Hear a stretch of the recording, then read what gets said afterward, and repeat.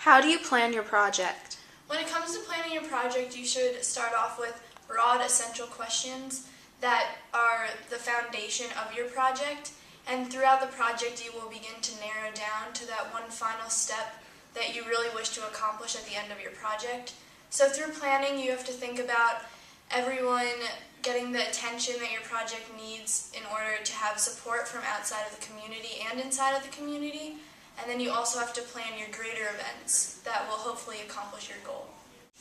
The best way to plan your project is to give yourself timelines so you can hit deadlines and make sure you feel accomplished about your project. It's about making yourself feel good as well as changing your world.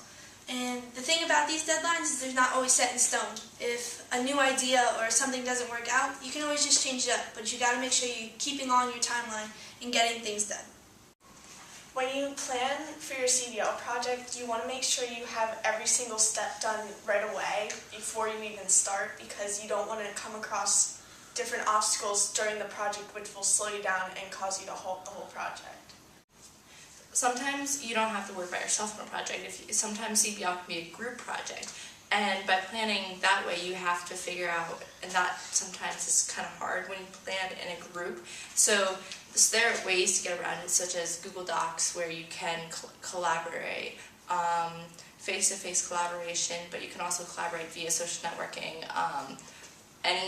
Using the technology that you have allows you to collaborate with other people. You just have to be willing to use that collaboration when planning.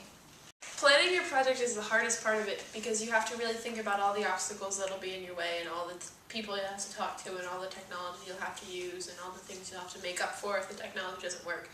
So planning the project is really going to be difficult, but once you start figuring everything out and really get started, you'll be fine.